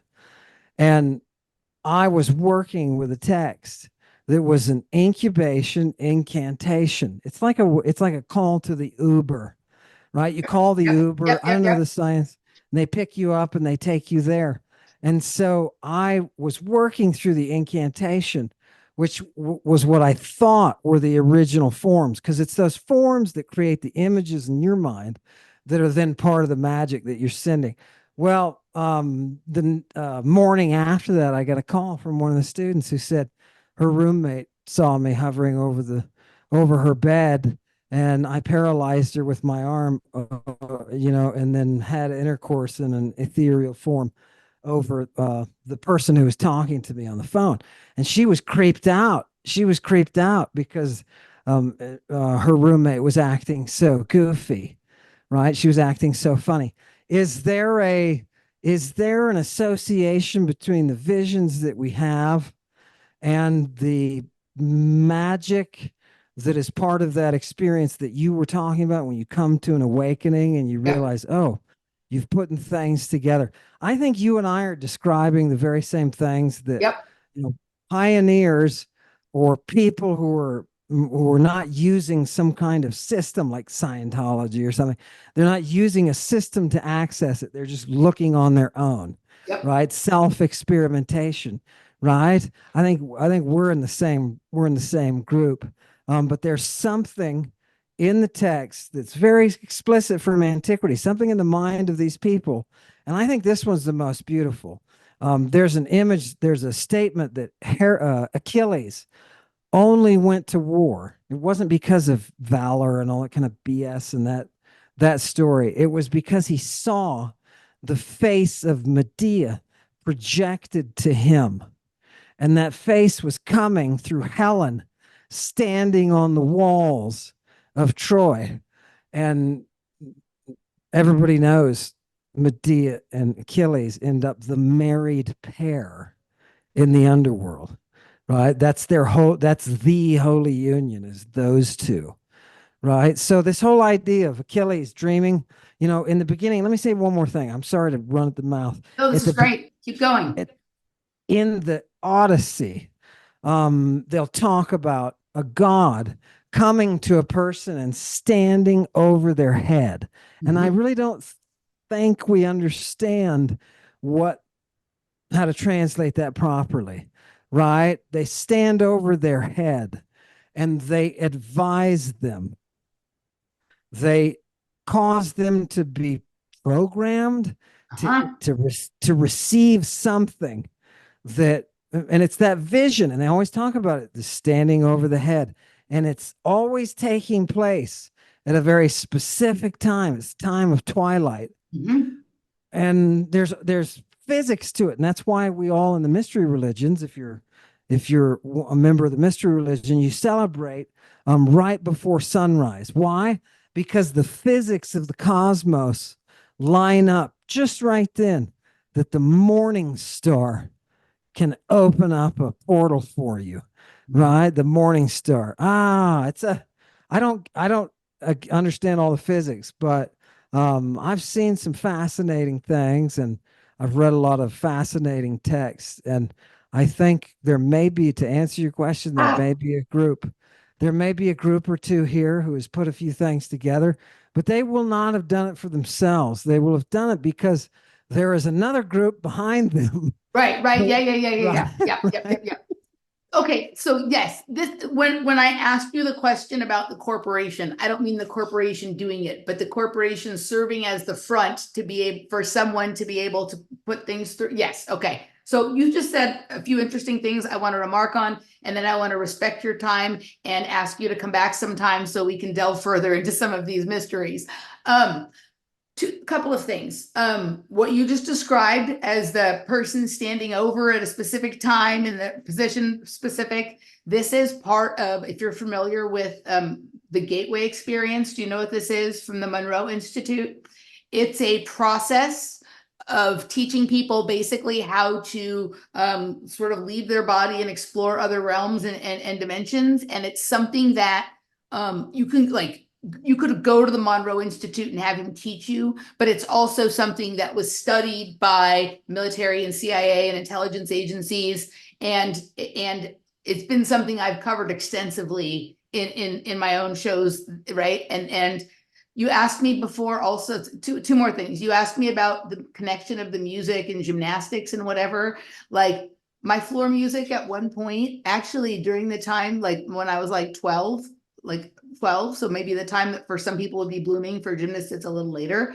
My floor music was Venus, the Morning Star by Bananarama, right? So there you go, right? So you elicited the musical connection, right? And then the Look at how last the one. Look at how the muse initiated you. Look at how the muse guided you. Don't tell me that you don't follow the muse. Yeah. Okay, and then the last thing is I have a show where we take an esoteric look at the periodic table, right? Like a series that I do. And I have been initiated on some level by each element on the periodic table. They've wreaked a certain amount of havoc on my life to help me to understand who and what they are, right? And obviously hydrogen was the first element, and I became uniquely acquainted with the god Achilles, right? During the process of studying hydrogen, that was unlike any experience I had had before. And you just said that Medea and Achilles had this relationship, and quite literally, like, I had to figure out that this was related to the god Achilles. I didn't understand. When I started studying hydrogen, my Achilles became crampy and tight to the point that I could barely walk, right? And I had never Nice. experienced this before. And I had to take something called molecular hydrogen that released it and allowed me, right? And molecular hydrogen, like if you're hydrogen deficient, it's a little different than being dehydrated, right? It's not the same. It wasn't a drink water thing. It was a take this molecular hydrogen. but I had to figure this all out. Like I was literally going, what is the god associated with hydrogen? And there's a story there about Achilles and being dipped in the water, and right, like I literally had to understand the Achilles story to sort of release myself from my tight, crampy Achilles tendons while studying hydrogen from, maybe a different perspective than what we learned in school. See those patterns that are coming out? You were talking about studying Simone Biles and seeing breaking down her movement, right? Look what you're doing. You're doing the same thing with your own, like your quantum existence, right? You're picking out those patterns that Muse is writing, right? You're very much that poet, that divine poet. That's gorgeous. I love that. It's worthy of a dream. It's worthy of a dream visitation or something. All right. And how do you like, what is the right way to say your name? Ammon, yeah, Okay. and people ask, they're like, "Oh, you made up that?" No, it's my middle name, man. So, yeah, I that's what I use. DC Ammon Hiilman. Yeah. Amin, I'm a big fan. Thank you so much for and I appreciate you and the way you do what you do. Thank you for coming and chatting with me. I would love to chat again about a multitude of other related topics. I know, how can my listeners, what do you want to point them to in terms of where to start accessing your work, how they can support you? I know you're not interested in financial support other than by tutoring Greek. By the way, one of the letters that I got when people were requesting I talk to you was from a student of yours that says that he'd been studying ancient Greek with you for over a year now and that you have changed his life. And so Oh, that was right. Like, yeah. And I didn't change it. I didn't change it. It was the Greek and the literature. That's what changed it. But right, yeah, but you yeah, you are I mean, you are people who would otherwise not be thinking that that would be the solution to some of their yeah, problems. You yeah. are you are introducing them. So where would you like people to would you like people to start with your YouTube channel? Would you like them to start with your books? How would you like people to sort of make the most of what you're offering? The best thing to do, because I cannot make money through my satanic contract, is the best thing to do is just come to Lady Babylon. Just come to Lady Babylon. I don't make any money on my books anyway, right? Because there's first print, and it's okay. It's not bad. I already made all the money I'm going to make off of those. And I don't want to look at that as that. To me, that's sacred. That's sacred area. And I don't want to be selling t-shirts. I'm not going to be giving you anything like that. Come to Lady Babylon. It's free. It's on YouTube. And Satanic Congregation, we meet, twice a week, and we look at things that may be hard to look at, Yeah. but are a genuine reality. And please, if you're watching because you're a Christian, and you want to really see if there's any truth, any substance, any reality to what I'm saying, I respect that. I respect that. Those texts are there, and we're just preservers of those texts. That's my loyalty. So yeah, Lady Babylon, and come learn some interesting things, and maybe, I don't know, dream visitation. Let's do that one. Let's do that one for the next time that we meet together to talk. I really appreciate the time, and today was more like a picnic to me. I find and I normally don't say this. I tell some people that I enjoyed the interview, but I normally don't say this. I find your person and your mind to be stepping right out of antiquity, and it has a very it feels good. And I just want to tell you thank you for the picnic, and I'm glad to come on anytime you want. If this is the only time you and I ever have any interaction, I've discovered something beautiful today, and I want to thank you for that. I feel exactly the same. We'll do it again, and Have a wonderful evening. Thank you, everybody who listened. We'll see you next time. Bye-bye.